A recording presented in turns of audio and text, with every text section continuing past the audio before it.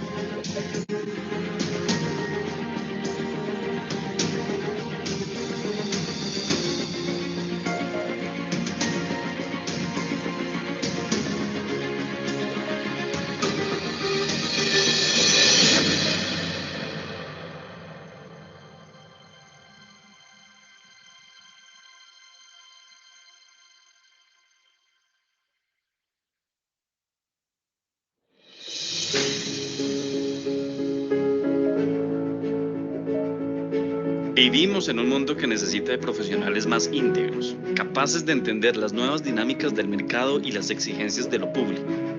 En una economía cambiante, cada vez más abierta a las TICs y al control social. En este contexto, Beltrán Pardo Abogados y Asociados, consciente de dicha realidad, se erige como una firma de abogados que brinda soluciones efectivas al sector público y privado, adaptándose a estos nuevos requerimientos con altos estándares de calidad e innovación, y profesionales expertos en distintas disciplinas bajo una responsabilidad ética en la construcción de un mejor país. Contamos con expertos en distintas áreas profesionales que nos permiten ofrecer soluciones integrales tanto en compras públicas como en transparencia, infraestructura, litigio y todo tipo de controversias que buscamos resolver de manera eficiente y efectiva a través de todo tipo de asesoría y consultoría mediante procesos de formación y capacitación, dándole a sus colaboradores entrenamiento y herramientas para que hagan las cosas bien, previniendo así el daño antijurídico. En Beltrán Pardo Abogados y Asociados hacemos las cosas bien.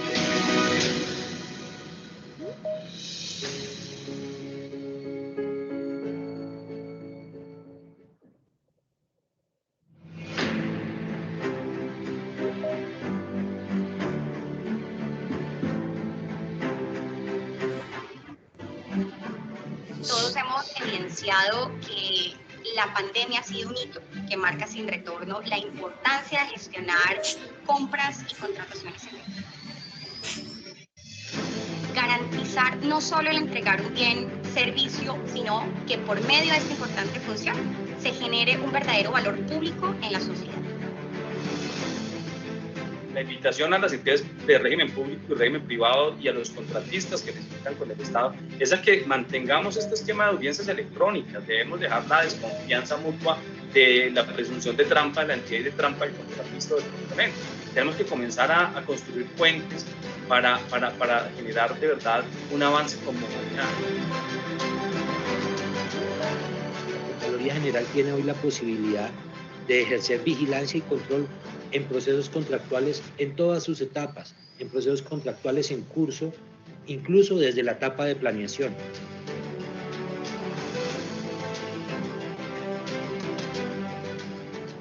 La noción de colaborador de la administración no puede convertirlo en colaborador del servicio. La teoría de los colaboradores de la administración en el derecho de la responsabilidad administrativa, lejos de atribuirle obligaciones al colaborador, lo que hace es exactamente lo contrario, puesto que la administración se está valiendo de personas para realizar lo que es su propia obligación, que es la satisfacción de las obligaciones generales. Lo que tiene que hacer es proteger a su colaborador, no al revés. Los hechos cumplidos en la contratación estatal que se presentan frecuentemente, desde el punto de vista jurídico, se traducen en prestaciones a favor de las administraciones que no están amparadas legalmente en contratos. En los contratos que se rigen por el derecho privado, el marco de construcción, el mundo que va a ser alterado, modificado, regulado por las partes, está en el contrato y no está en la ley. No es de ley. Es la gran diferencia con los contratos que se rigen por el derecho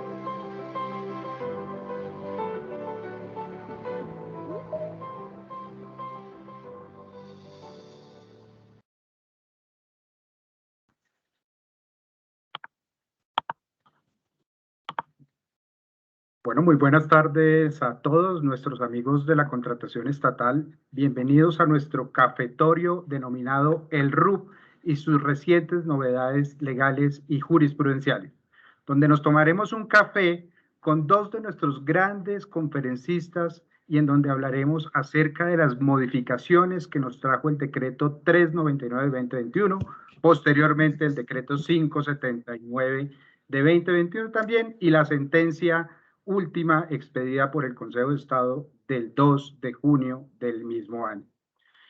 Modificaciones que son de vital importancia tanto para las entidades públicas como para la empresa privada, en especial frente a la participación en los procesos de contratación post-pandemia. Agradecemos a todos nuestros asistentes del día de hoy a mantener apagadas las cámaras y micrófonos con el fin de disfrutar de este cafetorio que hemos dispuesto para todos ustedes. Recuerden que tendremos activo el chat del evento para que podamos conversar. Que tengan alguna intermitencia en la señal, les recomendamos acercarse a su red Wi-Fi o conectarse vía cable.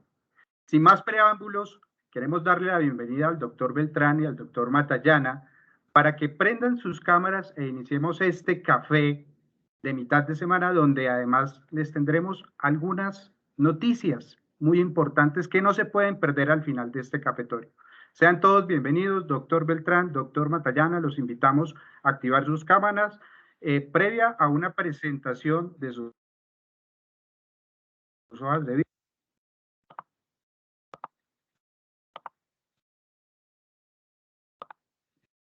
Muy bien, muchas gracias a todos. Vamos a hacer una breve presentación. El doctor Beltrán es abogado, egresado de la Universidad del Rosario, especialista en Derecho Contractual de la misma universidad y de compraventa internacional, comercio electrónico y otros problemas actuales del derecho privado de la Universidad Carlos III de Madrid. Socio fundador de Beltrán Pardo, Abogados y Asociados, reconocido experto en compras públicas y en lucha contra la corrupción. Por su asesoría, apoyo jurídico en reformas normativas en instituciones y la creación de Colombia Compra Eficiente, el apoyo para ello. Se ha desempeñado como servidor público, asesor, consultor de entidades públicas y organismos internacionales como Naciones Unidas, Transparencia Internacional, el Banco Interamericano de Desarrollo y autor de varias obras jurídicas, así como columnista invitado de ámbito jurídico y otras revistas especializadas.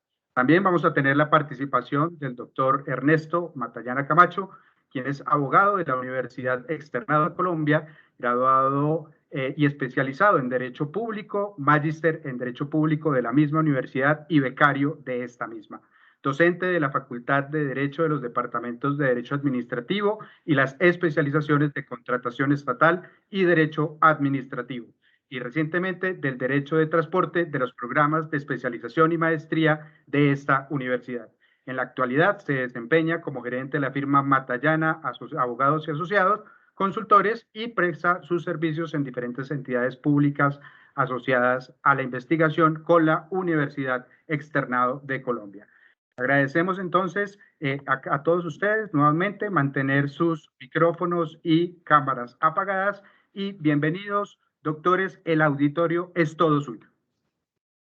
Muchísimas gracias, doctor Héctor, y bienvenido, doctor Matallana. Muchas gracias por esta iniciativa, que sea de paso decir que el doctor Matallana un día a través de las redes sociales estuvimos conversando y luego nos contactamos personalmente y dijimos, oiga, los dos nos hemos encontrado en distintos escenarios académicos y laborales, ¿por qué no nos encontramos un día a tomarnos un café y a charlar con todos los amigos del Registro Único de Proponentes que ha generado tanta controversia para los operadores jurídicos? Y de allí surgió esta idea de conversar con todos ustedes algunas reflexiones que hemos conversado con el doctor Matallana acerca de este tema tan importante y tan trascendente que termina siendo muchas veces determinante de las adjudicaciones de los procesos de selección y que definitivamente, digamos, marca de cara a la reciente jurisprudencia del Consejo de Estado, a los decretos que mencionaba el doctor Héctor, que han venido también a ampliar un poco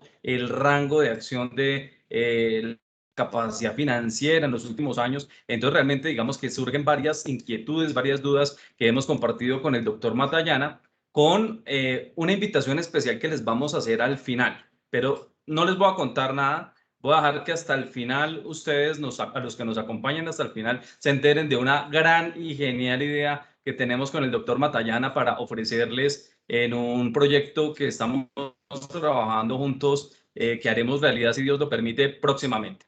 Doctor Matallana, muchas gracias por aceptar este café y bienvenido. Bueno, doctor Beltrán, muchas gracias. La verdad me siento muy complacido de compartir esta tarde con usted y tal vez que no sea la primera ni la última, sino que sean, digamos, muchos eventos más. Compartimos algunos, digamos, como algunas finalidades, o creo que por lo menos el tema de la anticorrupción es algo que nos une y creo que ahí es donde hacemos el clic para seguir trabajando juntos. Yo, digamos, en este conversatorio yo le quería proponer que empezáramos un poco hablando de la historia del registro para que los que nos están escuchando entiendan de qué estamos hablando. Puede que haya muchas personas que simplemente se acercaron acá con alguna curiosidad y sería bueno que de una vez empezáramos a ilustrarlos un poco en qué significa ese instrumento. Y yo empezaría por decir algo muy importante porque forma parte de mi primer contacto con la ley de contratación.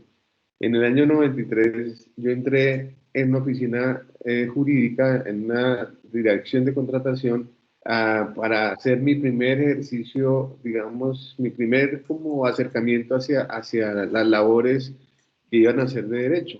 Y ya la casualidad que preciso, digamos, mi primer acercamiento fue en el derecho contractual y yo tuve la posibilidad de conocer de primera mano el decreto 222 del 83. Entonces yo entré a la oficina de contratos de Ferrovías y recuerdo muy bien que había un personaje que era el que manejaba el registro, digamos, en esa época el registro de proponentes. Y quiero resaltar ese momento porque particularmente es un gran cambio que sufre con la ley 80 el registro de proponentes, y les voy a contar por qué. En el decreto 222, artículo 44 y 45, se establecía que no se podía contratar si no se estaba en el registro de proponentes. Pero el registro de proponentes era administrado por cada una de las entidades estatales. Entonces, realmente la restricción de la competencia era muy alta, porque si usted no iba con sus documentos y se registraba en la respectiva entidad, usted no podía presentar ofrecimiento en la entidad. Entonces, realmente yo sí veía, y por eso rescato esa historia, porque yo veía a los que iban a participar en las contrataciones de la entidad, tenían que llevar un maletín lleno de documentos y se iban a acercar al funcionario que se encargaba de alimentar el sistema de información con el cual se llevaba el registro de proponentes. Entonces, eso significaba ya una operación de la entidad que administraba ese documento público que, como digo y rescato, era administrado por cada una de las entidades, y que si usted no iba con toda la documentación soporte, pues usted no podía presentar oferta. Entonces, digamos que en este conversatorio pues yo le quería preguntar, doctor Beltrán, bueno, ¿qué pasó cuando entró la ley 80? O sea, ¿sí cambió el modelo? ¿Qué fue lo que pasó? ¿Qué decidió el Congreso frente a este tema? Imagínate, doctor Matallana, que estaba justamente pensando cuando yo empecé en mis primeros pinitos en contratación pública. Y justamente yo recuerdo que la primera vez que tuve que adelantar un proceso de contratación, yo fui abogado de contratación, abogado de contratos de la tropa. Y resulta que me llegan cartas. Bueno. Yo hablo de ladrillo, pero usted dice tropa. Yo me veo más en la construcción, usted se ve más como en la parte, digamos, de defensa. Bueno, ahorita estamos de acuerdo. Ciertamente. Y yo casi me traumatizo cuando mi primera evaluación de ofertas eran una caja literalmente de acetas de información que teníamos que evaluar. Después de esa primera evaluación duré incapacitado como 2 días después de una gripa que me dio terrible por los ácaros del papel y todo eso, y cortado las manos, vuelto nada, porque realmente toda la información que se tenía que presentar era adicional a la que se presentaba en el RUP. O sea, yo entré con un choque fuerte porque en ese momento en que imperaba el régimen del RUP de la Ley 80, que benefició muchísimo en que en que los proponentes no tuvieran que hacer el registro individual que tú referías, y que además era absolutamente formalista, era absolutamente desgastante porque era hacerlo entidad por entidad. Digamos que fue un gran avance, un primer paso en que ese registro fuera unificado, pero realmente nadie le creía al registro. Tan no le creían que simplemente uno como evaluador verificaba que el papel estuviera y listo. Uno no lo utilizaba absolutamente para nada, porque además el CAR residual que se evaluaba allí, todos lo cumplían, porque era una fórmula donde absolutamente todo el mundo tenía de sobra el puntaje. Y entonces realmente el RUP se volvía, empezando porque no era obligatorio para todos los procesos de selección, pero adicionalmente a eso porque realmente no servía absolutamente para nada, porque a la Ley 80 había cometido un pequeñito pecado, y era no haberle dado la función a las cámaras de comercio de verificar la información. Entonces esa función de verificar creo que fue un paso que quiso dar la Ley 1150 cuando le agrega esa función.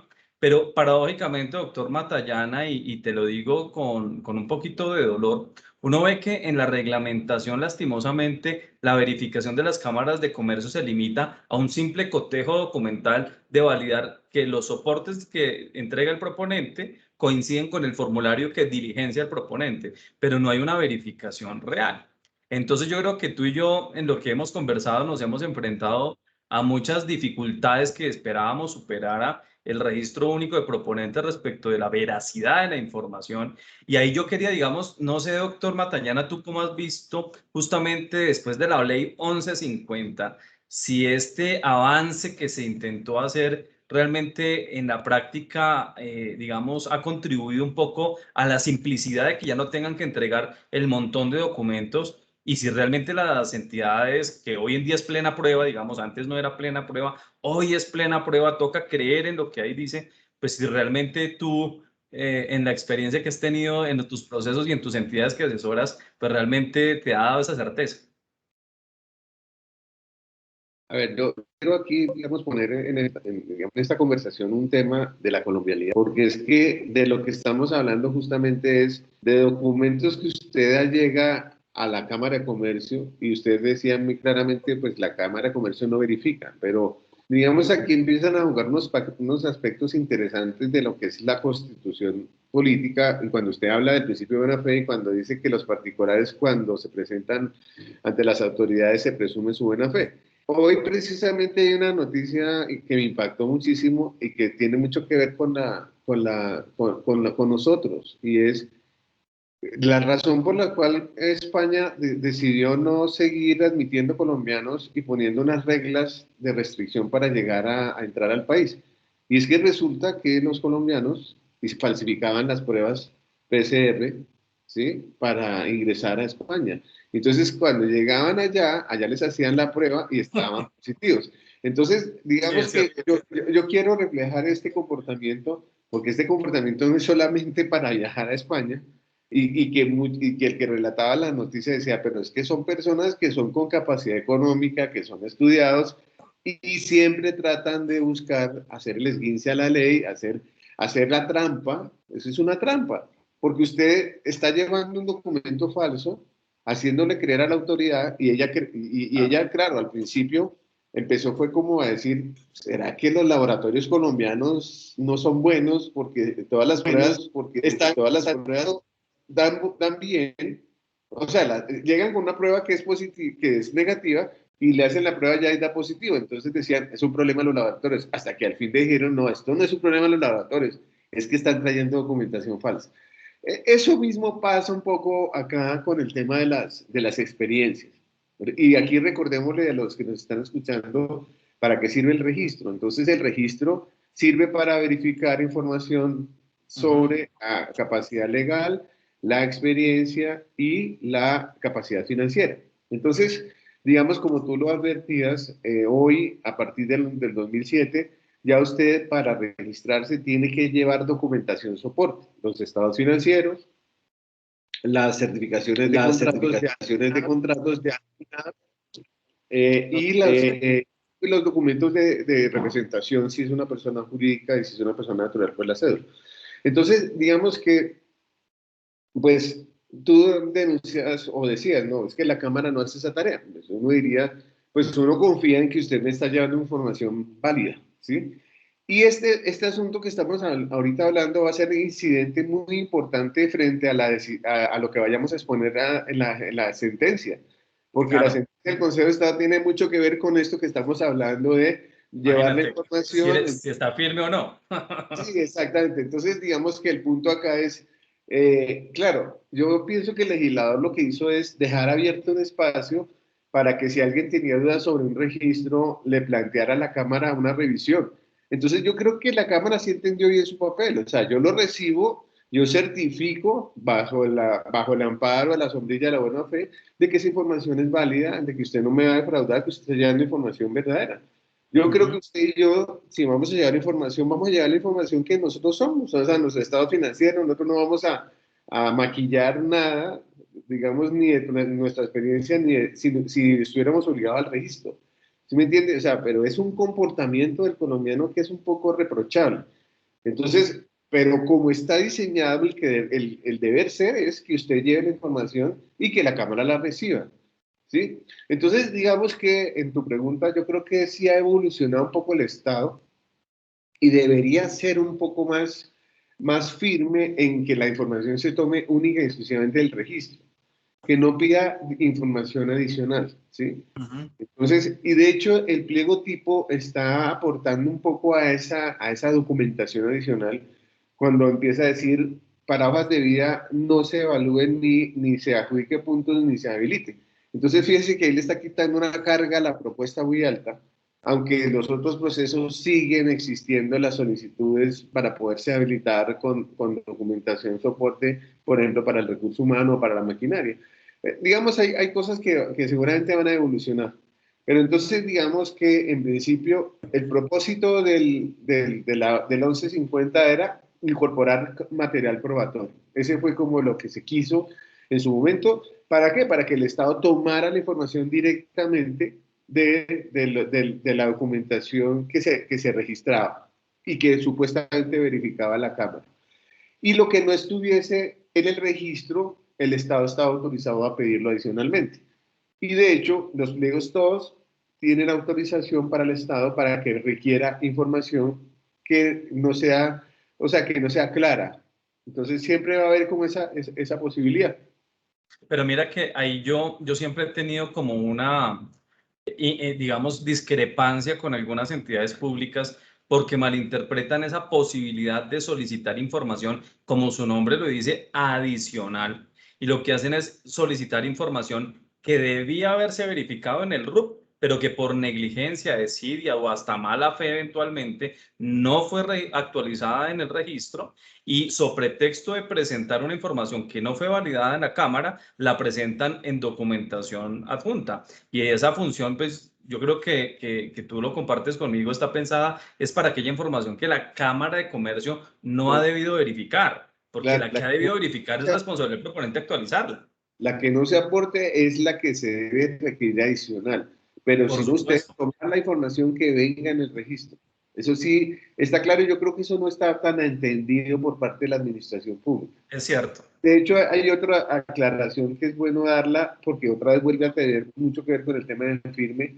Cuando se modifica el registro, que originalmente estaba en el artículo 22 de la ley 80, después pasó a ser el artículo 6 de la ley 1150, recuerda que la vigencia del registro era muy compleja porque dependiendo del registro, tú al año tendrías que renovar. Entonces, digamos que había una cantidad de gente que en todo el año estaría en esa situación de si queda en firme o no queda en firme. Eso complicó mucho la evaluación de las ofertas. ¿Sí? Bien. Digamos que yo no me imagino esta sentencia unos años atrás cuando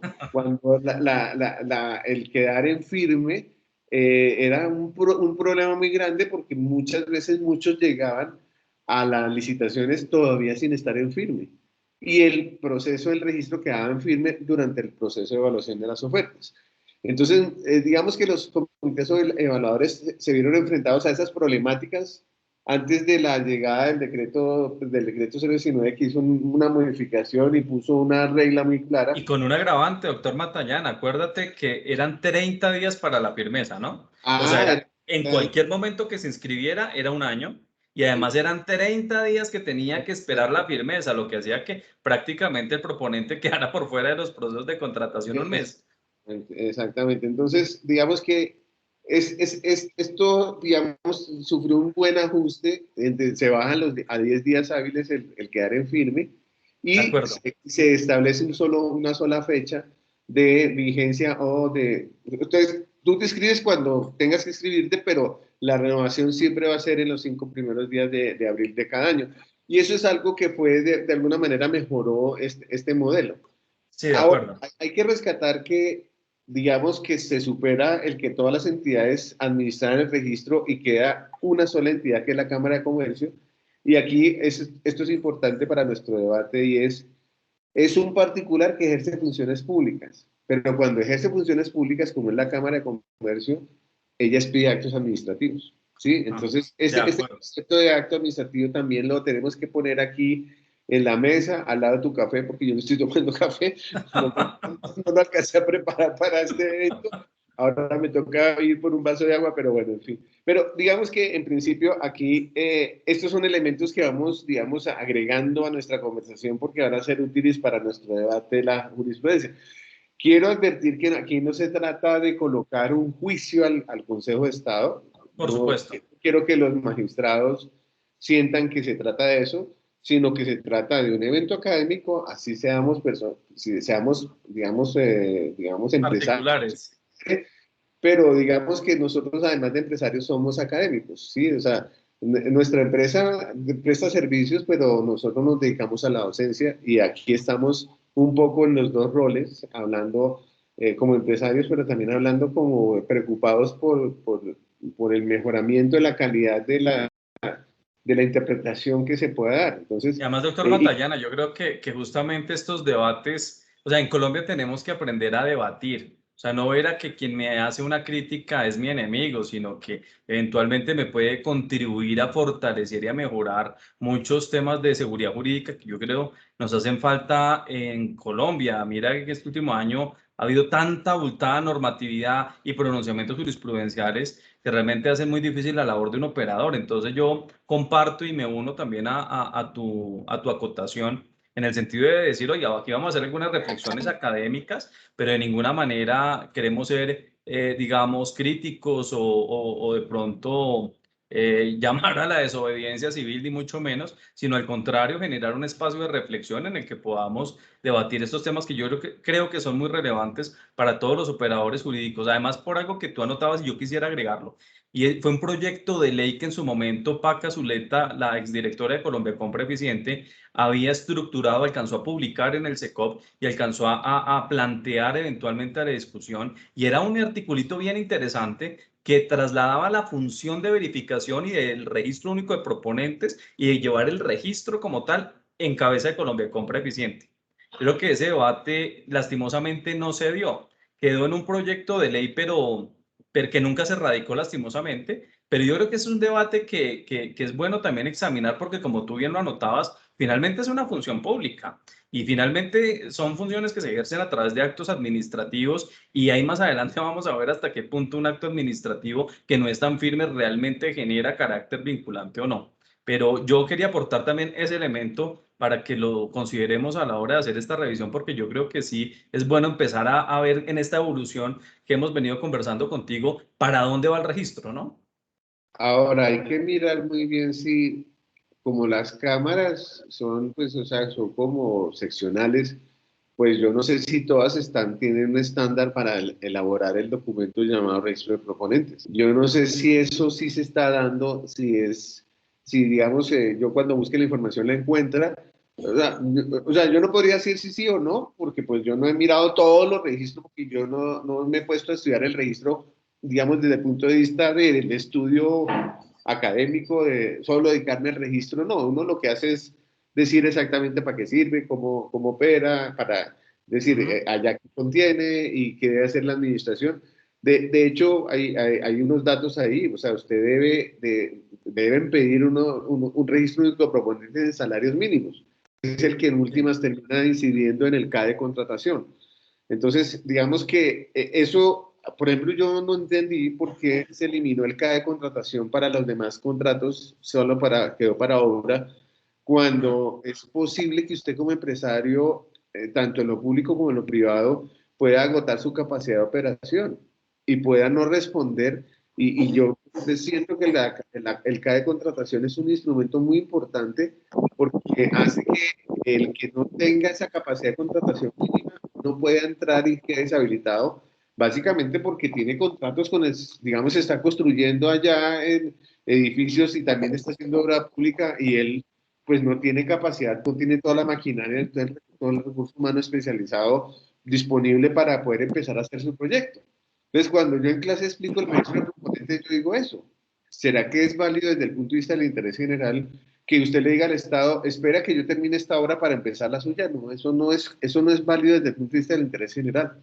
Entonces, pero digamos, esas fueron las reformas que sufrió también no sé si en el año 2007 o en el 2012, el que el registro de proponentes la capacidad de contratación solo se volvió para contrato de obra.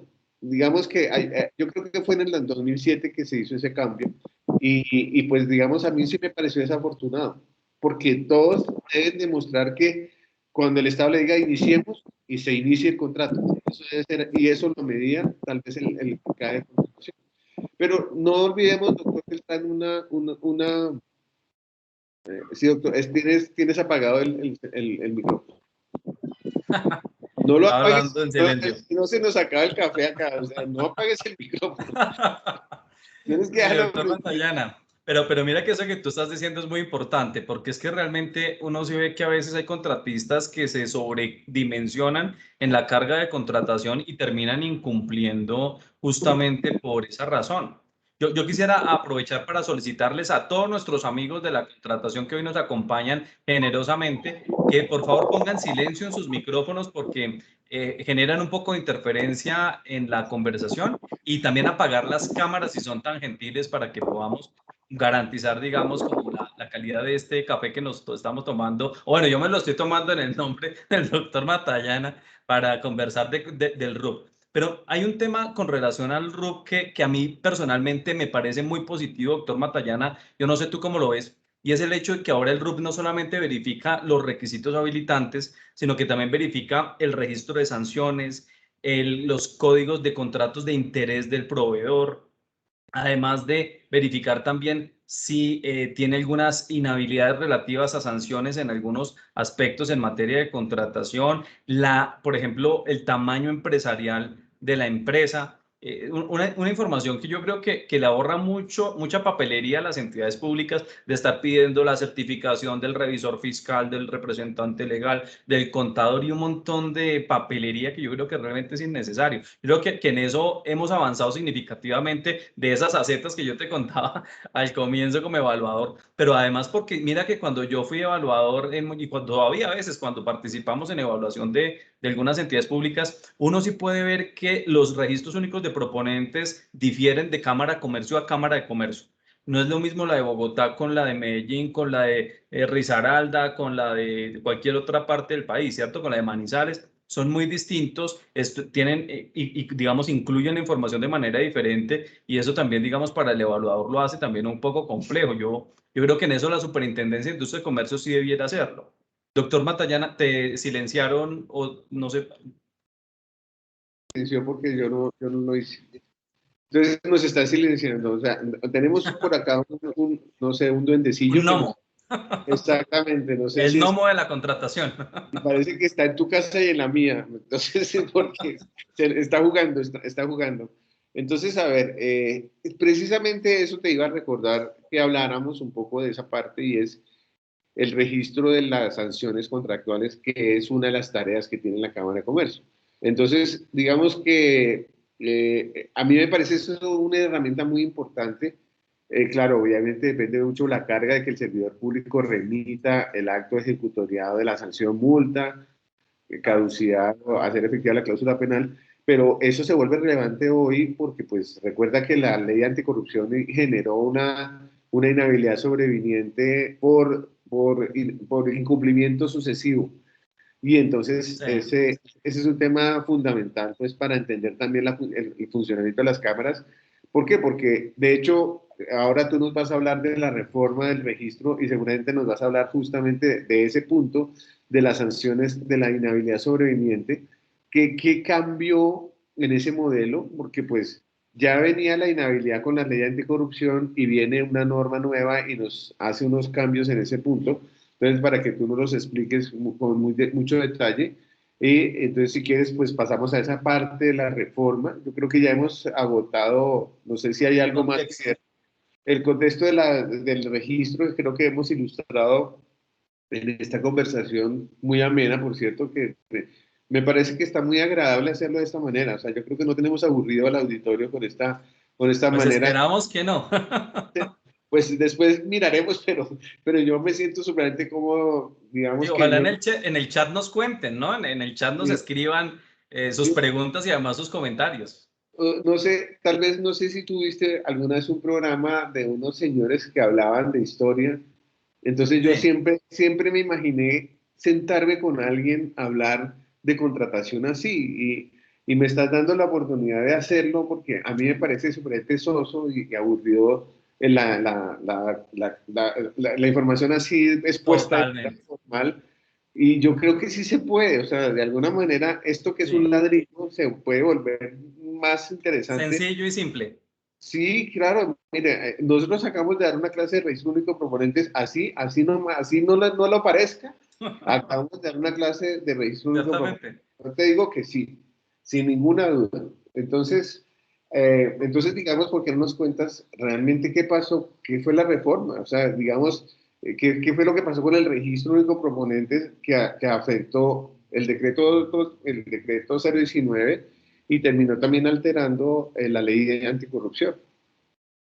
Yo creo que esa evolución es muy interesante porque mira que hemos explicado contigo cómo antes eran distintos registros por entidades, cómo pasas a hacer un solo registro solo para algunos contratos, pero sin función de verificación. Luego, cómo pasa a ser un solo registro, pero para todos los contratos con función de verificación y con algo que tú dijiste muy importante y es el hecho de ser plena prueba, es decir, que no admite ninguna otra prueba en contrario.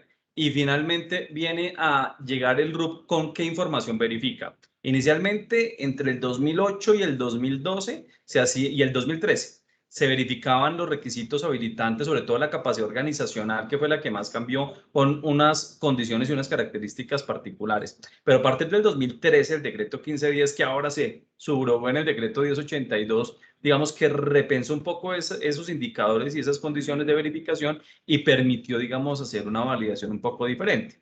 Luego, digamos que ha venido Colombia Compra a través de distintos conceptos y circulares a referirse sobre varios de estos aspectos. Por ejemplo, fíjate que la norma estaba pensada inicialmente para que las empresas con término inferior a 3 años pudieran sumar la experiencia de los socios por esos 3 años. Pero con unos conceptos de Colombia Compra se ha extendido la posibilidad de mantener esa experiencia a lo largo del registro, siempre que se mantenga la renovación. Eso es un tema que, digamos así, ya de desarrollo práctico por parte de las cámaras bajo la óptica de Colombia Compra eficiente.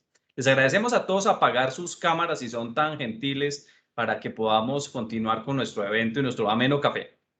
Y adicionalmente a eso, mi doctor Matallana, tenemos que agregar algo importante y es el hecho de que se le han ido colgando cosas al registro. Fíjate las inhabilidades que se le colgaron para vivienda de interés social y prioritario, que eso pues tiene que ver con contratación, pero no es propiamente contratación.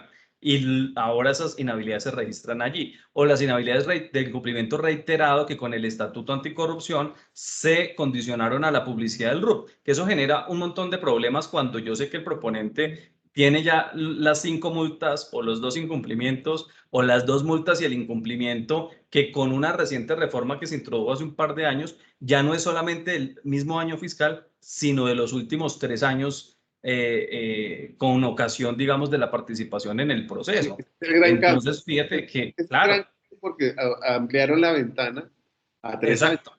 Entonces Y que ya... ganarse una multa no es tan difícil, ¿no? Porque Ah, realmente, o sea, ahí, eso depende también incluso a veces de temas políticos, lastimosamente. y ahí le contemos a nuestro auditorio que ahí fue donde nos encontramos en lados opuestos justamente en una sanción contractual. Entonces, Claro, pues, es decir, porque eso no se le niega a un contratista. como un vasito de agua que tú no has podido tomarte. Pero claramente son temas que se han vuelto tan importantes que hoy el RUP es factor determinante de adjudicación. Y de ahí yo creo la importancia, doctor Matallana, de que abordemos justamente la sentencia reciente del 2 de junio del Consejo de Estado, donde, digamos, utilizó una fórmula, la subsección, y eso es importante también aclararlo. Doctor Matallana, yo le pido al equipo de Beltrán Pardo que no silencien a todos con la función de silenciar a todos, sino uno a uno a cada una de las personas que están abriendo el micrófono para que no nos bloqueen el micrófono. Muchas gracias. Y a la doctora Sandra Cordero le agradezco si por favor apagamos la cámara. Muchas gracias. Mire, no es importante en la reforma recordar algo que es muy importante y es lo siguiente, es el tema de los estados financieros, porque es que ese es uno de los grandes cambios que sufrió el registro, porque es que ahora se puede tomar cualquiera de los estados financieros de los últimos 3 años. Recuerda que este es un es decir, a mí me parece que este es un propósito saludable porque estamos en un proceso, digamos, de acomodamiento de la capacidad empresarial y muchas empresas entraron en crisis en esta... Todas. Yo creo que todas entramos en crisis. Entonces, digamos que yo sí creo que ese fue un punto importante de reconsideración de la actividad económica, porque entonces ya usted como Estado escoge cuál es el estado financiero que más le favorece al proponente y no esa discusión de cuál era el estado financiero, si el del último año, el de los últimos 2 años ¿sí me entiendes? Esa reforma quería rescatarla porque nos había quedado por fuera en el tintero. Entonces, digamos, antes de pasar a la sentencia, pues quería como un poco, digamos, como cerrar esta parte de, digamos, de información como importante de qué se entiende por el registro y cuáles fueron sus modificaciones. Creo que dijiste una muy importante, el tema de los 3 años, de la vigencia, de la ventana para el tema de la calificación de las inhabilidades, pero el otro es la posibilidad que en los 3 años se pueda tomar cualquiera de los estados financieros, el que mejor favorezca al proponente. Entonces, ahora pero mira sí, que esa parte yo creo que justamente lo que hay que resaltar es la conciencia del gobierno de entender que el 2020 fue un año muy malo para todas las empresas del mundo y de abrir la oportunidad para que pueda acreditar no solamente el año 2019, sino el 2018 y que con esa realidad financiera, digamos, las entidades públicas a través de la compra pública puedan participar o coadyuvar en la reactivación económica. No sé si te acuerdas cuando conversábamos en redes del New Deal, ¿no? Cómo Estados Unidos en la crisis de 1929 utilizó la compra pública para reactivar la economía. Y yo creo que el gobierno colombiano, hay que destacarlo, está siendo consciente de ese tema y así como con las medidas que tomó con la ley de emprendimiento, hoy con la ampliación del decreto 579 de tomar el mejor de los últimos 3 años de la información financiera que más convenga al proponente, está contribuyendo a ese propósito. No obstante, yo quería preguntarte tú, ¿cómo recomendarías a las entidades públicas, muchas de las cuales nos acompañan hoy en casi 200 asistentes que nos acompañan hoy, que, digamos, cómo mitigar también el riesgo del músculo financiero? Porque listo, yo establezco mis indicadores financieros siendo consciente de la realidad financiera del país y del mundo y tengo que hacer mi análisis de sector consciente de esa situación. Tomo el mejor indicador, el mejor corte fiscal de los estados financieros de la empresa de los últimos 3 años, pero a la hora de ejecutar el contrato, ¿qué deberían hacer las entidades para evitar que eventualmente se pueda siniestrar un contratista, no por mala fe ni por incumplido, sino porque realmente hoy en día las empresas están sin oxígeno? Pues yo creo que el instrumento, a pesar de que pues, se satanizó el anticipo, la ley 80 le da al Estado la posibilidad de girar hasta el 50% del valor del contrato en anticipo, y hoy hay herramientas de control muy importantes, salvo que se presenten garantías falsas, pero digamos en principio, digamos hay unos instrumentos de control muy importantes. Está la garantía única, está girar el anticipo a una fiducia cuando se trata de licitaciones públicas o para contrato de obra. Aquí. Entonces, digamos que en principio, creo yo que la solución que yo le podría dar al Estado es gire anticipos hasta el 50%, porque estamos en una situación crítica, todas las empresas están en una situación digamos, muy baja en términos de ingresos. Entonces, el Estado hoy tiene que dar la respuesta, si tiene capacidad financiera, que financie hasta el 50% y que además que el giro sea real, que el anticipo se gire, digamos, de manera oportuna. Una vez que se aprueba la garantía, se constituye el patrimonio autónomo, inmediatamente se debe girar, no esperar hasta que finalmente se termine la ejecución del contrato. Exactamente, entonces que cumpla los propósitos que dice el anticipo, que es un empréstito, Pero es que hasta por la definición, ¿no? Anticipo, o sea, sí, antes de... Claro, por supuesto. Pero, digamos, esa es la respuesta que yo le daría frente a ese paquete. Yo estoy totalmente de acuerdo contigo. Yo también estoy justamente diciéndole a las entidades públicas, oiga, si usted quiere contribuir con la reactivación económica, no comience a decir, oiga, es que usted cumplió con una capacidad financiera, usted tiene que resistir la demora en los pagos. No, venga, paguemos puntual, paguemos más rápido, demos anticipos sin miedo. Comenzamos días, o sea, yo inclusive en mis clases estoy diciendo que usted después de los 30 días empieza a pagar intereses moratorios. Con el temor del sistema fiscal, usted paga dentro de los 30 días.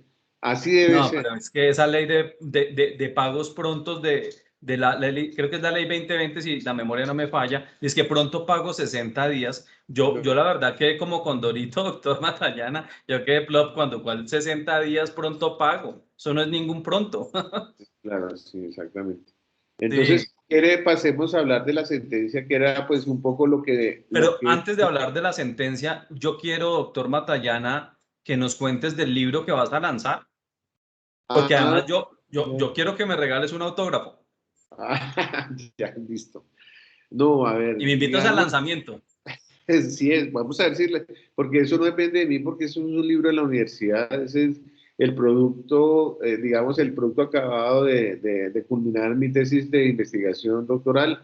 Yo me gradué el 10 de marzo de 2020, yo recuerdo muy bien la fecha porque el 12 de marzo se cerró el país, entonces digamos que yo tengo muy claro, creo que nunca se me va a olvidar cuando sustenté mi tesis, pero cuando yo sustento la tesis, pues digamos, vienen unas observaciones de los jurados, son 5 jurados, doctores en Derecho, que le hacen observaciones muy importantes al documento final, y eso me mandó pues casi todo un año haciendo los ajustes, respetando, o sea, uno tiene que respetar a sus jurados, porque pues ellos si lo dijeron no porque me querían crucificar, sino porque querían mejorar la calidad del documento. Entonces me tuve que leer algunos textos, tuve que hacer algunos ajustes, mover, y dentro de los ajustes está que la tesis hoy tiene un nombre, se llama licitación pública. Entonces la universidad ya pronto va a publicar la licitación pública y su alcance es el principio de proporcionalidad en los procesos de selección de contratistas. Y entonces ahí abordaremos el interés general, la libre competencia económica, el juicio integrado de igualdad, y luego finaliza con el principio de proporcionalidad para terminar concluyendo pues el trabajo de investigación que, como tal vez muchos lo saben, fue aclamado con summa cum laude, y eso pues es un honor realmente que uno como investigador tenga la máxima calificación en un trabajo de investigación. Un gran orgullo, doctor Matallana, y felicitaciones de todo corazón, porque sabemos de tu rigor académico y sabemos que esa obra nos va a contribuir mucho a comunidad jurídica para poder tener fuentes de información y verdadera doctrina que nos está haciendo mucha falta. Sí, claro que sí, así es. Ese es el Bueno, pero propósito. te invito a que en este mismo cafetorio, que pues me encanta que te guste, este es un formato que hemos diseñado en la firma justamente para poder compartir la contratación de cerca con nuestros amigos de la contratación y de esta manera informal y casual, tomándonos un café, que el día que lo vayas a lanzar, nos acompañes a otro cafetorio y nos cuentes un poco de tu libro para que invitemos a todos estos amigos a que vayan a las librerías y lo compren. Claro que sí, podemos hacer, de pronto sí me parece una buena idea porque vamos a hablar de lo que nos gusta, de temas de corrupción en Colombia, que está galopante. Entonces, ahí vamos a Total. tener la oportunidad de hablar, o sea, la disculpa va a ser hablar de mi libro, pero en el fondo vamos a hablar de corrupción. De acuerdo.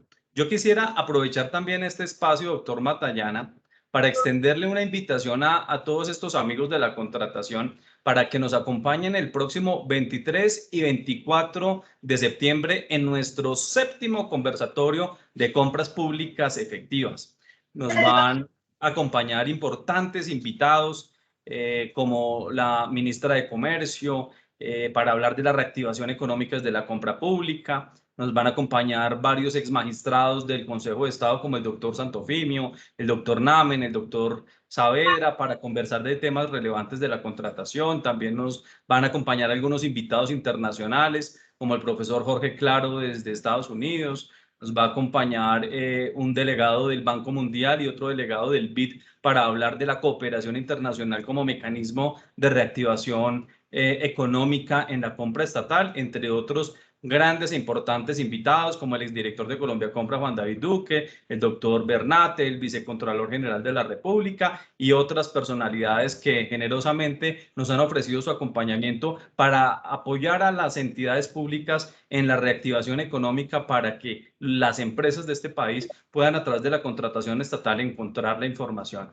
Aquí en el chat les vamos a poner el link del evento para que todos los que estén interesados en asistir a este evento que va a ser virtual y cuya información van a encontrar en este link que vamos a poner en el chat, ustedes puedan acceder a esa información para que puedan acercarse a ella y ojalá puedan acompañarnos este 23 y 24 de septiembre de manera virtual con una plataforma que tenemos diseñada para el efecto, como ustedes vieron en el video y que vamos a volver a rodar al final, de cómo fue nuestro conversatorio del año pasado de manera virtual y que este año va a ser distinto.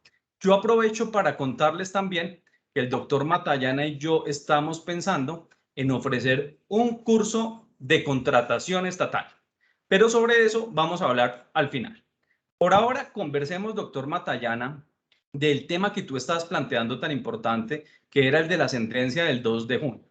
Es una sentencia bastante controversial porque la sentencia fijó una postura que el doctor Martín Bermúdez, digamos, señaló allí, en la que básicamente está indicando que la firmeza del RUP no es indispensable para la inscripción a la hora de presentar la oferta. Y entonces aquí surgen varios interrogantes, porque siento yo que hay una confusión entre el momento de la inscripción, el momento de la actualización y el momento de la renovación. Tenemos claro que la renovación no requiere firmeza porque el mismo decreto dice que los efectos no cesarán si se radica la solicitud antes del 5º día hábil de abril. Sin embargo, para efectos de la inscripción, y creo que tú lo mencionabas hace un momento de manera magistral, se supone que para que yo me entienda inscrito, el acto administrativo debería estar en firme, o por lo menos, digamos, eso es lo que siempre yo he entendido.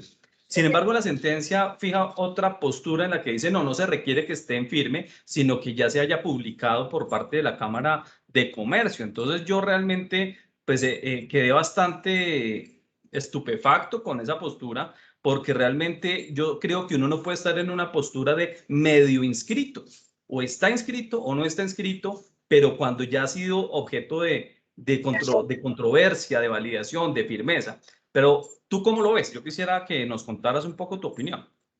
Bueno, a ver, digamos que creo que hacen un punto importante el hecho de que si tú estás actualizando el registro, pues el registro no pierde vigencia hasta que no entre la nueva información que quede en firme.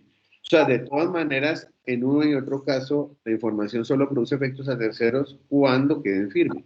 Y es decir, y el concepto de firme lo trae la ley, o sea, ni tú ni yo nos inventamos el concepto, sino que el mismo legislador dijo, y este acto quedará en firme, ya sea para actualizar o para inscribirse, 10 días hábiles siguientes al momento en que se hace la inscripción o la renovación. Entonces, digamos que yo creo que aquí volvemos otra vez a retomar, bueno, la Cámara de Comercio es una entidad privada, sí, pero está ejerciendo funciones públicas. Y de hecho, el registro único de proponentes, cuando no lo registra la Cámara de Comercio, termina siendo revisado por la justicia contenciosa administrativa. ¿Por qué? Porque es un acto administrativo. O sea, es un particular ejerciendo funciones públicas cuyas manifestaciones son actos unilaterales. ¿Y ese acto unilateral cuál es? Pues que está diciendo que alguien se inscribió o alguien renovó su información que opera acá en el registro único de proponentes que yo administro como Cámara de Comercio. ¿La publicidad para qué tiene? ¿Qué propósito tiene? Pues que cualquier ciudadano pueda interponer recursos contra la respectiva Cámara de Comercio y la Cámara de Comercio pueda revisar esa información dependiendo de lo que, de hecho, el registro tiene sus instrumentos, usted no puede simplemente pedir que se revise si usted tiene que prestar caución y digamos que tiene todos los instrumentos ahí para evitar que usted dañe a otro producto de una temeridad en un reclamo frente al registro. O sea, digamos la arquitectura del registro está, en mi opinión, bien diseñada y está diseñada para proteger a los terceros, a proteger al Estado si hay información que es inconsistente o de pronto falsa.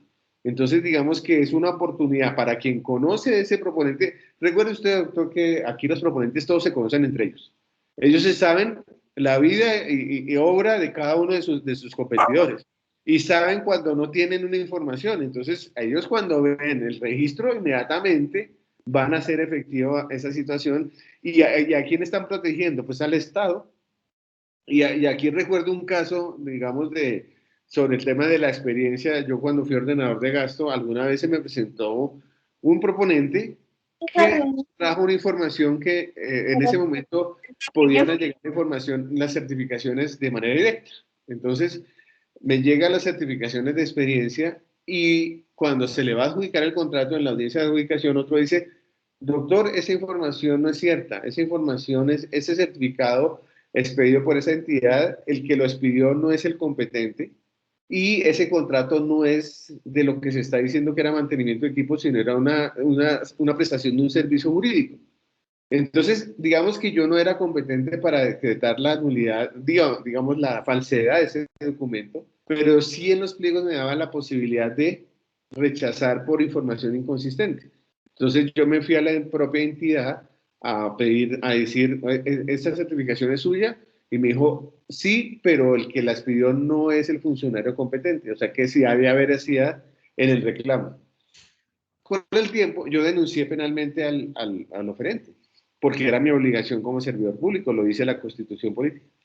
Y cuando me llama el fiscal a ampliar la denuncia, me dice, yo no veo nada de grave en esto. Le dije, ¿usted no ve nada de grave en esto? Le dije, mire, es que yo estaba contratando con alguien que decía que tenía la idoneidad y resulta que no la tenía. Y resulta que el señor me iba a hacer el mantenimiento de todo el equipo automotor de la Policía Metropolitana de Bogotá. ¿Cómo usted me dice que no era importante? Pues resulta que le está dando un contrato a alguien que no sabemos, que como estaba presentando una información falsa, pues él no tenía la idoneidad para administrar todo ese parque automotor. Y usted me dice que eso no era importante, ¿sí? Entonces, digamos que este es un punto vital en el procedimiento. Es que el Estado se proteja cuando alguien conoce de esa información inconsistente o falsa y la pueda reclamar y la Cámara pueda así entrar a esa verificación. ¿Sí? Entonces, y si no, pues queda en firme y todos quedamos tranquilos porque nadie vetó esa información y todos vamos a operar sobre ese escenario. Pero de verdad, entonces, ¿cómo hemos normalizado lo irregular, no?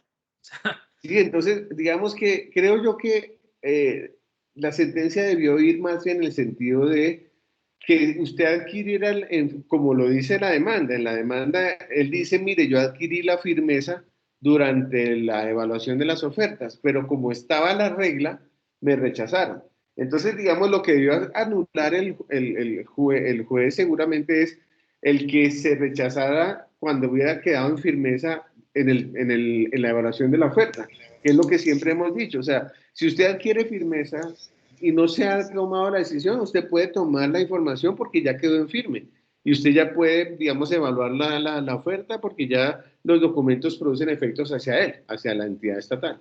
Entonces, de pronto, pues para mirar un poco este punto, yo diría, pues pues que si era anulable el que la oferta llegara en firme al proceso. Y, digamos, lo que le estaba pidiendo el licitante, y es, valídeme mi oferta porque quedó en firme en el proceso de evaluación. Eso es lo que debió haber decretado la anulación del informe de evaluación. Al anular la cláusula, entonces esa oferta quedaba habilitada porque quedó en firme durante el proceso de evaluación. No sé qué te parezca a ti ese punto de vista, pero... Sí, totalmente coincido, porque es que yo no sé, pero pareciera que, digamos, los defensores de la postura jurisprudencial, que es muy respetable, por supuesto, pues, digamos, han tratado de diferenciar oponibilidad de, digamos, como de el mismo hecho de la firmeza. Y justamente yo creo que tú tocabas un tema muy importante y justamente es ese. La oponibilidad es para permitirle a terceros conocer y controvertirla. Por esa razón, no produce efectos jurídicos hasta que haya pasado esa prueba ácida frente a terceros. O sea, no son dos cosas distintas la oponibilidad y la firmeza, son complementarias. Justamente la oponibilidad garantiza que la actuación quede en firme una vez ha sido de conocimiento público y se ha dado esa oportunidad de controvertir. Y fíjate que justamente tan era así que en el decreto ley 19, donde tuve la oportunidad de participar, una de las propuestas que introdujimos ahí fue reducir los 30 días para que el proponente no quedara por fuera del proceso y pudiera acceder al mercado de compras públicas en un término mucho más corto y perentorio, partiendo de la base que la firmeza de la inscripción era fundamental como requisito de acceso al proceso. Imagínate que si entonces el día de mañana, por X o Y razón, la inscripción no queda en firme porque alguien la controvierte, entonces la entidad, en un caso de esos, hasta podría haber llegado a adjudicar. Y yo creo que también parte de una confusión sobre la subsanación, ¿no? Porque hoy con la ley 1882 creo que ya queda muy claro que no se pueden acreditar circunstancias que se consoliden con posterioridad al cierre del proceso. Y eso es algo que yo creo que tampoco se ha tenido en consideración en este punto. No sé tú qué piensas. Yo no creo que esta sea una circunstancia ocurrida con posterioridad. La firmeza sí, pero no la información que usted ya llega. Si usted llega a la información, digamos, en un proceso en donde usted se registró antes, pero no estaba en firme, esa información, cuando quede en firme, lo que queda en firme es que es oponible a terceros, pero la información usted la acreditó, digamos, en el momento en que usted llevó la información a la Cámara de Comercio, que debió ser antes del cierre del proceso. Entonces, digamos que es un poco el contenido de la demanda. Lo que pide el proponente o el que está demandando la adjudicación es básicamente, mire, reconózcame que yo quedé en firme durante el proceso de evaluación, téngame en cuenta mi información. O sea, nadie cuestionó mi información financiera de experiencia y de capacidad legal. Entonces, señor Estado, téngame en cuenta. Y yo siempre he pensado que la subsanación opera en esos términos. Claro que con esta sentencia ya no, porque en esta sentencia ya, si yo llego, así no está en firme, pues alguien podrá alegar por la línea jurisprudencial que se acaba de armar que me deben admitir que eso es un riesgo para el Estado. Pero es que fíjate que esa parte es la absurda, porque hay una sentencia del doctor Jaime Orlando Santofimio del 2011, donde evaluó la legalidad, o sea, es una sentencia erga omnes, la legalidad de la no subsanabilidad de la capacidad jurídica. Y en esa sentencia, que es erga omnes, a diferencia de esta que es interpartes, señala que la condición habilitante debe estar cumplida al momento del cierre, la condición habilitante. La prueba, sí, claro, la prueba yo la puedo traer con posterioridad al cierre, ni más faltaba, pero la condición habilitante debe estar cumplida al momento del cierre. Entonces ahí es donde para mí surge esa postura tan crítica. Pongamos un ejercicio de experiencia. Resulta que usted registra su experiencia en el registro único de proponentes, ¿sí? Es decir, tienes toda la información de experiencia en el registro. En la propuesta tú registras unos contratos, ¿sí? Si algunos de esos contratos no sirven y tú registraste tus contratos antes, pues tú puedes tomar otro contrato del registro, como la experiencia es habilitante, entonces se puede subsanar, ¿sí? Ahí no estás acreditando circunstancias ocurridas con posterioridad. Por eso me parece que pasa lo mismo con el tema de la firmeza. La firmeza simplemente es un trámite que se agota administrativo para que si nadie cuestiona la información pueda ser oponible. Entonces, pero la información usted la llevó antes del cierre. Entonces, siempre la información va a estar operando, no se viola el derecho a la igualdad de ningún proponente por información distinta de capacidad financiera o de experiencia, ¿sí? Lo que dijo el Consejo de Estado tal vez en la sentencia que tú registras es, el tema de la capacidad legal es que la capacidad de ejercicio no es subsanable. Las limitantes del representante legal sí es subsanable. Entonces ahí, por ejemplo, tenemos esa discusión, o sea, si usted no cumple con la experiencia, con la capacidad de ejercicio de su empresa, usted no puede ir a reformar los estatutos y luego llevar la nueva Cámara de Comercio y que te validen eso. Eso no, eso ya el Consejo de Estado dijo, eso no es subsanable, porque eso sería una circunstancia ocurrida con posterioridad. Ese es un tema pues interesante que sería tal vez de otra sesión. Pero digamos que en principio sí es un poco preocupante lo que está pasando con esta sentencia, precisamente porque los controles que propuso el legislador no se están dando acá, porque usted puede llegar con una información y la hace valer por esta sentencia, así cuestionen así no esté en firme. En este caso, este quedó en firme, ¿sí? Pero imaginémonos tu caso, alguien cuestiona el registro.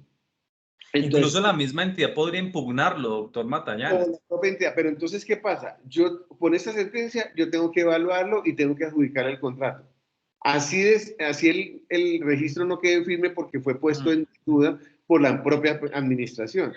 ¿Sí me entiendes? Sí. Entonces, quedas tú con un oferente al que le adjudicaste un contrato con una situación muy delicada frente a la acreditación de una información que está siendo cuestionada. Y que de acuerdo, totalmente. Futuro puede llegar a demostrarse en el proceso administrativo que esa información era inconsistente. Y eso es muy grave porque precisamente la firmeza es lo que le da la tranquilidad al Estado y a los otros proponentes. Seguridad jurídica. Seguridad jurídica. Es que vivimos en un Estado social de derecho que nos exige, nos demanda y nos debe garantizar seguridad jurídica. Por eso para mí, digamos, es un poco compleja esta sentencia, que veo en muchos chats que nos están preguntando que cuál es la sentencia. Al correo electrónico que ustedes registraron en la inscripción, con mucho gusto les vamos a enviar la sentencia para que ustedes la puedan examinar, o no sé si de pronto tenemos el link. Pero es que realmente, doctor Matallana, sin seguridad jurídica no somos nada. Sí, es decir, a mí me parece que está bien el planteamiento litigioso, es demandar una cláusula abusiva, que era exigir que el registro de proponentes llegara en firme y sobre todo en el momento en que posiblemente me impedía mi derecho a la... Pero luego sí, digamos, se equivoca de pronto un poco ahí el planteamiento al permitir que usted pueda acreditar la experiencia. Ay, se fue la... Sí, doctor Matallana, no, doctor totalmente Matallana, de acuerdo contigo. Escuchando. Y ahí estamos escuchándote bien. Pero sí, realmente es un tema muy polémico y controversial, y yo creo que justamente este espacio quería plantearle pues a todos estos amigos de la contratación pública estas dificultades que se nos presentan. Yo quería aprovechar los últimos minutos, mi querido doctor Matallana, porque sabemos que tu querida esposa está de cumpleaños y desde aquí queremos cantarle un Happy Birthday to you a ella con todo el cariño y con todo el aprecio. Ay, el doctor Matallana creo que se le cayó la conexión.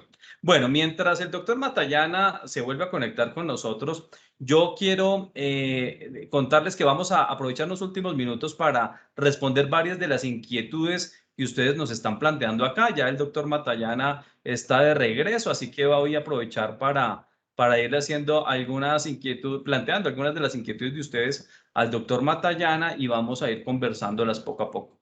Recuerden que el 23 y 24 de septiembre es nuestro 7º conversatorio de compras públicas efectivas, que va a tener unos grandes invitados que generosamente han aceptado la invitación para acompañarnos en este foro virtual de mediodía cada uno de los 2 días para compartir con ustedes algunas reflexiones. Ya tenemos de nuevo aquí al doctor Matallana y quisiera, doctor Matallana, te estaba diciendo cuando se perdió la señal, que extendemos un saludo de cumpleaños muy especial a tu señora que está hoy homenajeada en su onomástico y estamos abusando de su tiempo el día de hoy, así que no quiero abusar mucho, simplemente quiero ir ya concretando las últimas preguntas. Uno de los asistentes nos pregunta, oiga, ¿cómo escogemos el mejor año de los últimos 3?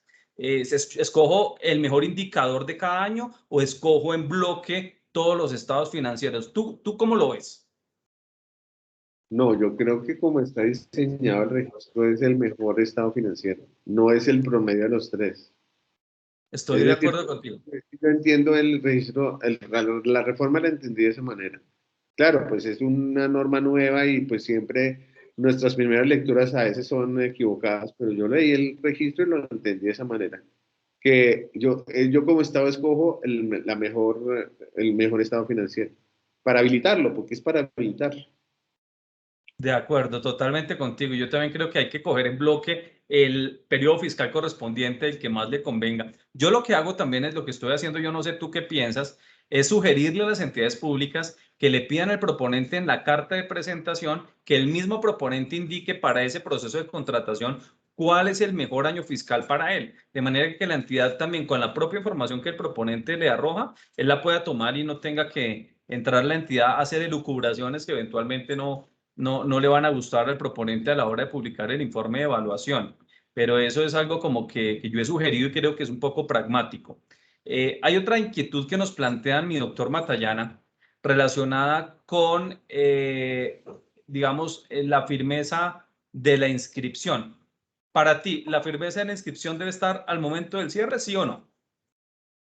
No, yo pienso lo mismo, sigo pensando que usted puede llegar y el registro puede quedar en firme en el proceso de evaluación de las ofertas y en ese momento el Estado habilitarte y adjudicarte puntos si cumples con todos los requisitos. O sea, yo siempre he pensado que aquí opera nuevamente el criterio de subsanación, el artículo, este es el parágrafo del artículo 5 de la ley 1882, es el que se está operando hoy. Ese es el que nos dice que, digamos, que no se podrá rechazar ofrecimientos cuando se trata de documentos no comparativos de ofertas, y este es uno. Entonces, digamos que aquí el registro único de proponentes se está incorporando información habilitante. Entonces, digamos que aquí hay que interpretar ese principio de subsanación y darlo y materializarlo, sobre todo porque hoy ya estamos en un solo momento, son los 5 días hábiles de abril.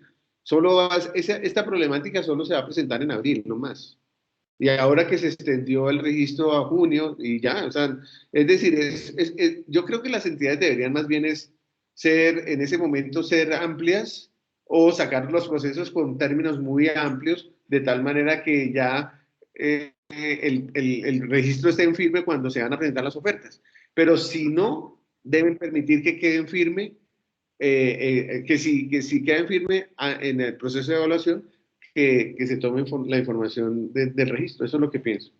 Bueno, lo lindo de la academia es la diferencia de pensamientos. Ya tienen la postura del doctor Matallana, la firmeza se puede acreditar después del cierre, antes de la adjudicación. Y mi humilde disentimiento, doctor Matallana, con todo el cariño y respeto, en mi opinión, la firmeza debe estar cumplida al momento del cierre, porque es una condición habilitante que exige la ley, inclusive para el proponente nuevo que se está inscribiendo. Luego no tendría, digamos, justicia frente a los proponentes que ya lo hicieron en firmeza, digamos, lo hicieron con el tiempo adecuado, pero coincido con el doctor Matallana en que las entidades públicas deberían ser flexibles en los tiempos y deberían dar más tiempo para que los proponentes presenten estados financieros o de un año o del otro, de los últimos 3, pues que sea un poco más amplio ese plazo para que haya más pluralidad de oferentes.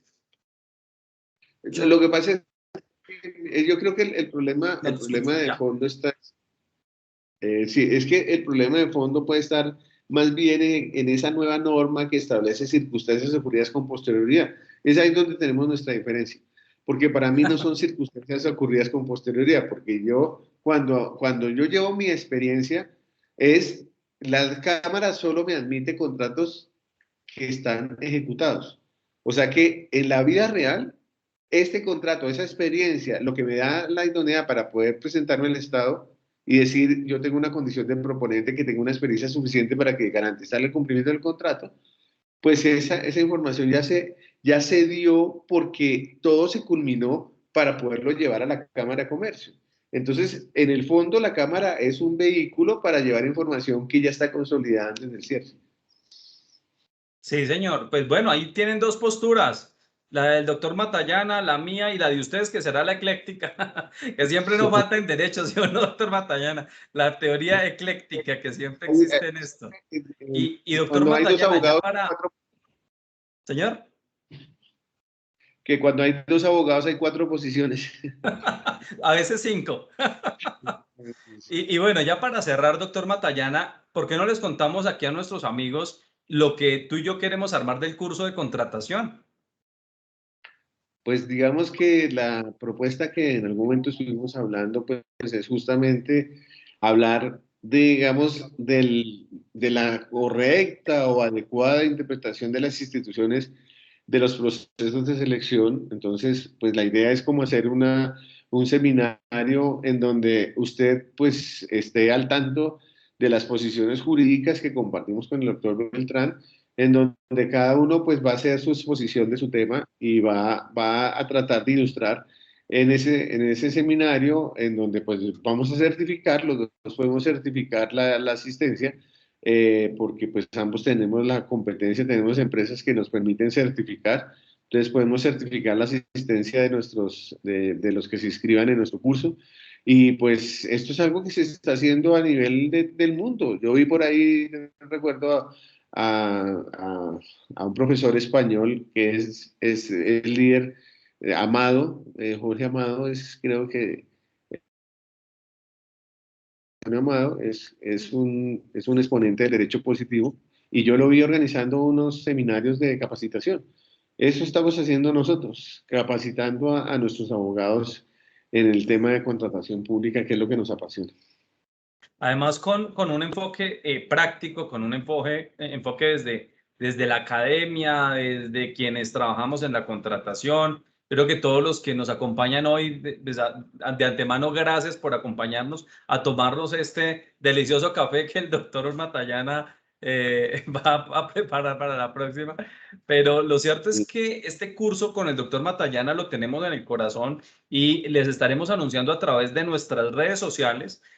¿Cuándo vamos a abrirlo? ¿Cuándo vamos a lanzarlo? Para que no se pierdan ni una sola de estas reflexiones que hemos recogido de nuestra experiencia y de nuestros debates académicos. Así que síganos en nuestras redes sociales. Doctor Matallana, ¿nos recuerdas tu Twitter, por favor? Es Ernesto Matallán, arrobas Ernesto Matallán, la primera E mayúscula y la M mayúscula. Ernesto Matallán, arrobas Ernesto Matallán. Muchas gracias, doctor Matallana. Y a mí me pueden seguir en @Jorge H. Beltrán P en Twitter y en BP Abogados en Twitter, con la firma y las noticias que publicamos en redes sociales. Entonces, pues agradecemos mucho este espacio a todos ustedes que nos han acompañado. Vemos que hay otras inquietudes relacionadas con el RUP. Con mucho gusto tomamos nota y por correo electrónico estaremos dándoles respuestas a las inquietudes que no alcanzamos a responder por efectos de tiempo. Doctor Matallana, qué gustazo conversar contigo. Creo que ha sido un espacio muy ameno. Esperamos que haya sido del gusto de todos los asistentes y nuevamente los invitamos. Acuérdense las varias noticias. La primera, el libro del doctor Matallana no lo pueden dejar de comprar en las librerías cuando el doctor Matallana lo lance, y ya están cordialmente invitados al próximo cafetorio para que el doctor Matallana nos haga su presentación del libro. No se olviden que el 23 y 24 de septiembre es nuestro 7º conversatorio de compras públicas efectivas, con un enfoque hacia la reactivación económica en la contratación estatal. Y adicionalmente vamos a abrir un curso con el doctor Matallana y con otros amigos de la contratación que nos han acompañado el día de hoy para poder compartir con ustedes un enfoque práctico de la contratación estatal. Entonces, sin más, me despido agradeciéndole al doctor Matallana. Le doy el uso de la palabra al doctor Matallana si quiere hacer alguna despedida final, y luego el doctor Moreno para que haga el cierre. Muchas gracias. Estoy muy complacido de este conversatorio y me parece que espero que hayan disfrutado de esta charla sobre contratos públicos que me encanta. Muchas gracias, que estén doctor Matallana. Muchas gracias por todo. Hasta luego. No, perros.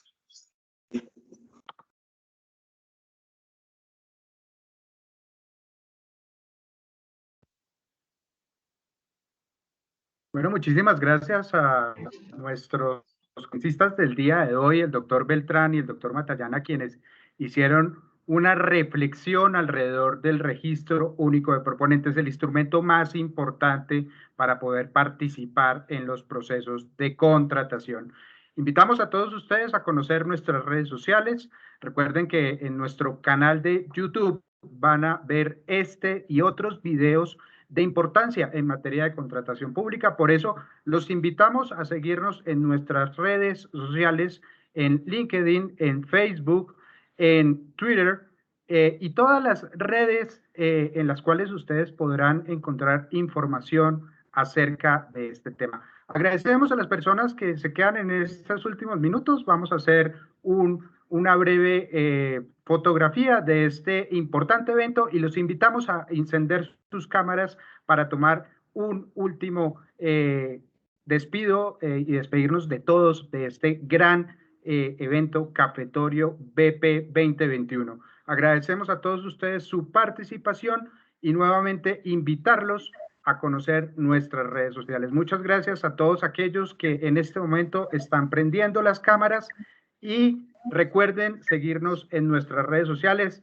23 y 24 de septiembre de 2021, séptimo conversatorio de compras públicas efectivas.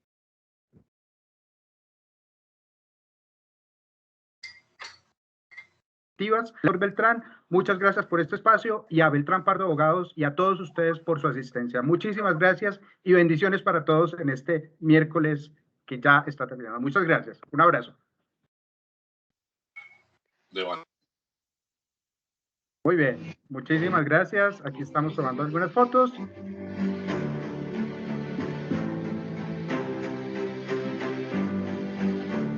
Todos hemos evidenciado que la pandemia ha sido un hito que marca sin retorno la importancia de gestionar compras y contrataciones efectivas.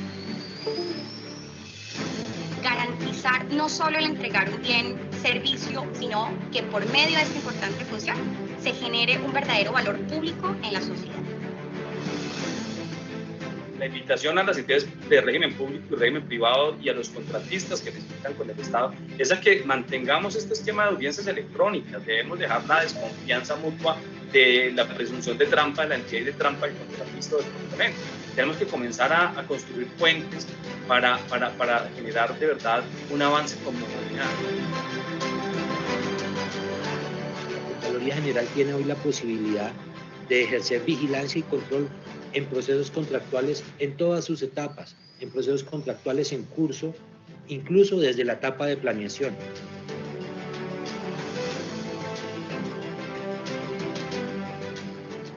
La noción de colaborador de la administración no puede convertirlo en colaborador del servicio.